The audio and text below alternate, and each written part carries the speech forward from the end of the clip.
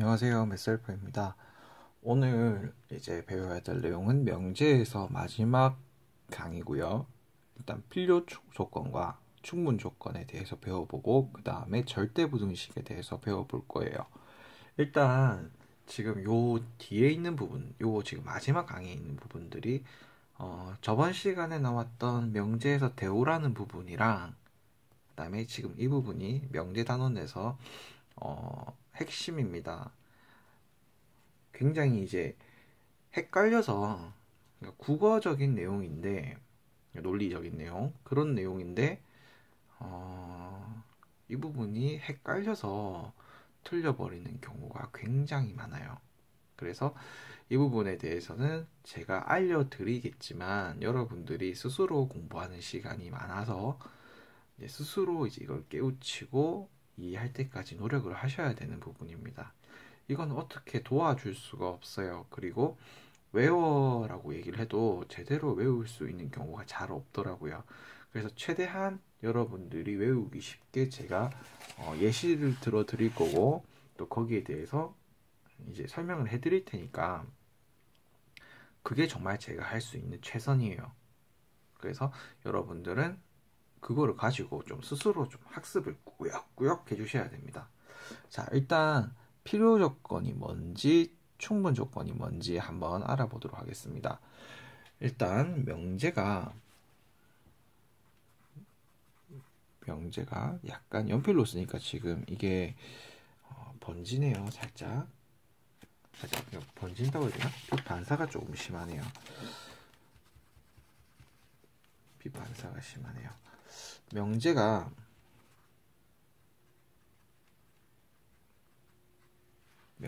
P에서 Q가 참일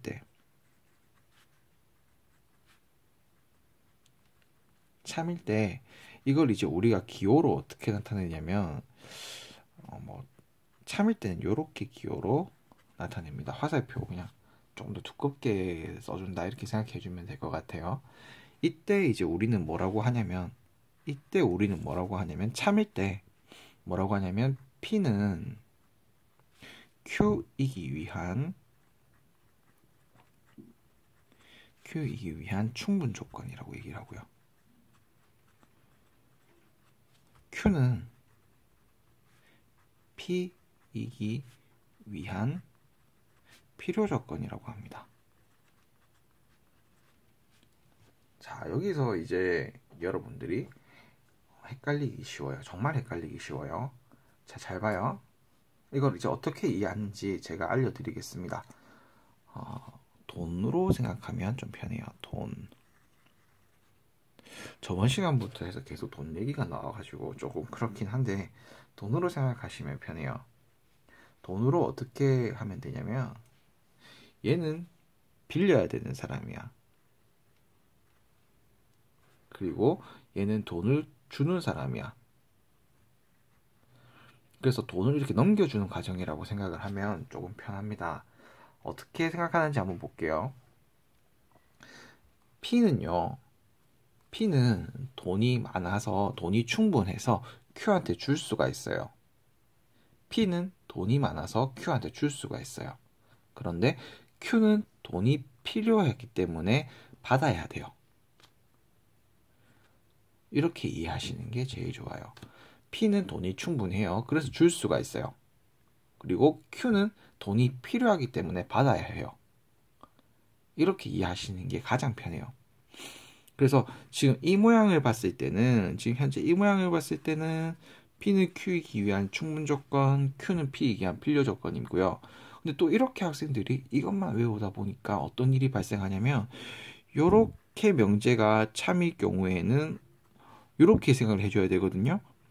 Q는 P이기 위한 충분 조건, 이 경우는 그 다음에 P는 Q이기 위한 필요 조건, 이렇게 봐주셔야 돼요. 무슨 말인지 아시겠어요? 여기 화살표를 받는 곳이 누구냐에 따라서 얘기가 계속 달라집니다. 아시겠죠? 그래서 화살표를 받는 쪽이 돈이 필요한 거야. 그리고 화살표를 주는 쪽이 돈이 충분한 거야. 그렇게 받아들여 주시면 됩니다. 아시겠죠? 이거 이해하셔야 됩니다. 이거.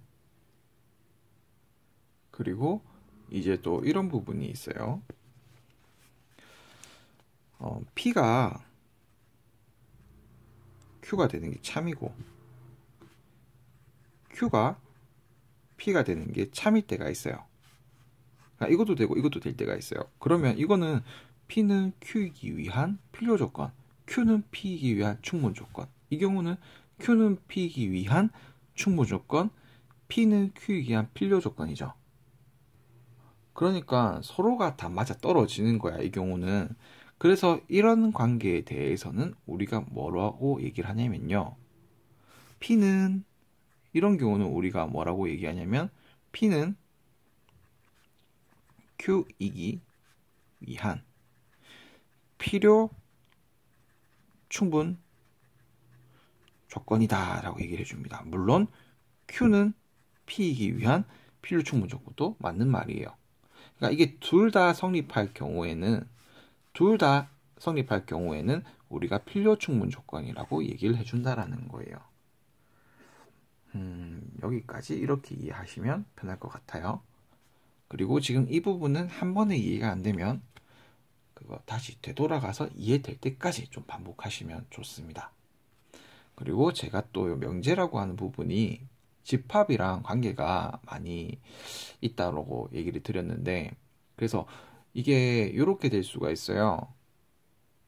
어떻게 될 수가 있냐면 이렇게 두 조건이 있는데, 두 조건 PQ가 있어요. 소문자 PQ입니다. 두 조건 PQ가 있고, 요것에 대한 진리 집합이 있는데, 진리 집합을 P에 대한 진리 집합을 대문자 P라고 하고, Q에 대한 진리 집합을 대문자 Q라고 잡을게요. 이때 P가 Q의 부분 집합이 된다 라고 하면요, 이게 이 의미랑 똑같죠. 이 의미랑 똑같습니다. 이게 되기 때문에 이제 이건 뭐가 됩니까? P는 Q이기 위한 충분 조건이죠. Q는 P이기 위한 필요 조건이 되는 거고요. 그러니까 지금 이 상황은 이런 상황이에요. Q 안에 P가 들어가 있는 상황이에요. 아시겠죠? 이게 쌤 이거 어떤 경우가 이래요? 라고 물으면, 이것도 돈으로 생각하면 어떻게 돼요? 라고 물으면, 이 경우에서는 돈으로 조금 생각하면 조금은 생각하는 게 힘들 수가 있어요. 조금은. 근데 이렇게 한번 생각을 해볼게요. Q라고 하는 아이가 돈이 필요해서 P한테 빌려낼 거예요. 근데 P는 돈을 충분히 줄 수 있기 때문에 오케이야. 그런데 Q라고 하는 애가 돈이 모자라면 P한테만 빌릴까요?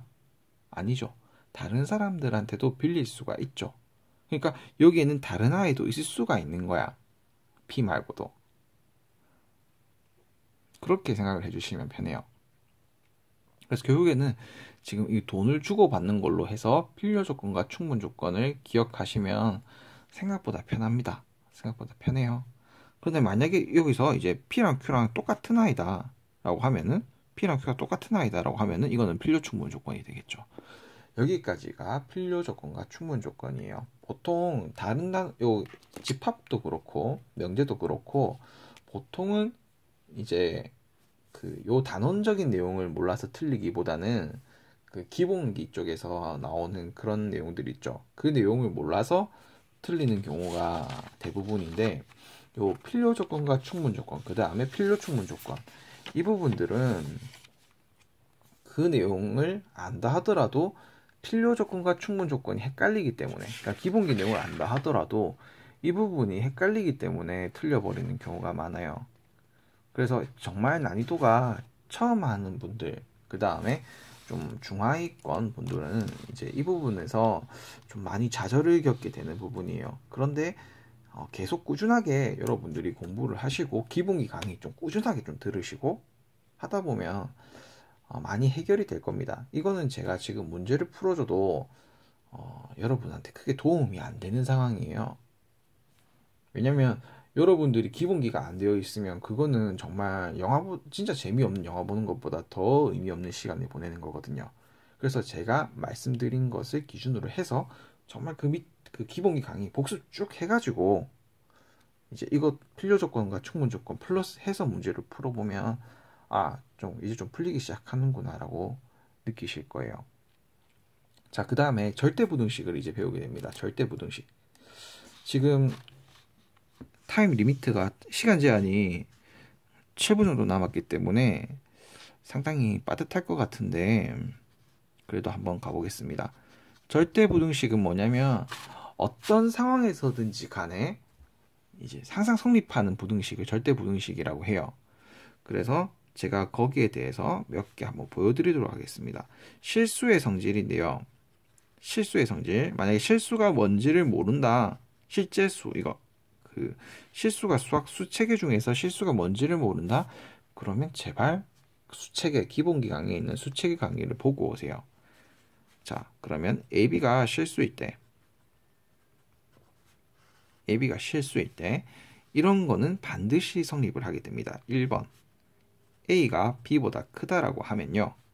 뭐랑 같이 이게 성립이 되는 거냐면 필요 충분 조건이 되는 거냐면 A 빼기 B가 0보다 크다라는 거랑 성립이 돼요. 맞죠? 이게 이렇게 좌측으로 좌변으로 이항을 해주면 이런 형태가 나오죠. 그 다음에 2번 A가 실수라고 했기 때문에 실수는 어떤 거를 다 제곱하든지 간에 뭐보다 크거나 같나요? 0보다 크거나 같아요. 그죠? 그래서 이 경우는 이렇게 됩니다. 지금 이 내용들을 외워야 되나요? 라고 물으면 외우는 것도 좋고요. 이해하는 것도 좋아요. 근데 이제 이게 이렇게 되는구나 라고 꼭 알아두시는 게 중요합니다. A제곱 플러스 B제곱은 0이라고 하면요. 그럼 이건 뭐랑 똑같냐면 A도 0이고요.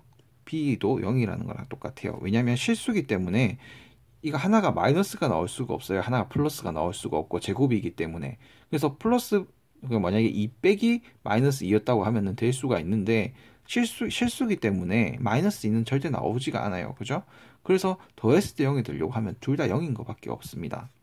그 다음에 4번 절대값 A제곱 나올 때 A제곱으로 나오죠. 그죠?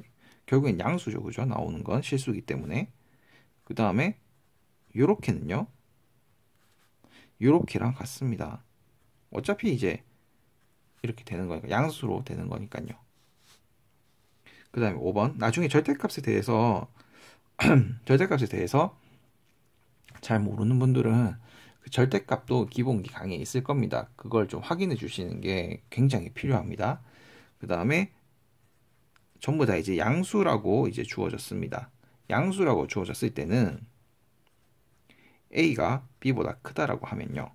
양수라고 주어졌을 때는 이게 또 성립합니다. 근데 만약에 이제 음수 같은 경우에 또 안 될 수가 있어요. 그래서 양수일 때라는 게 중요합니다. 그래서 자기가 아는 숫자 간단한 거 몇 개만 넣어보면 여러분들이 맞네 라고 하실 거예요. 그 다음에 여러 가지 절대부등식이 있어요. 여러 가지 절대부등식.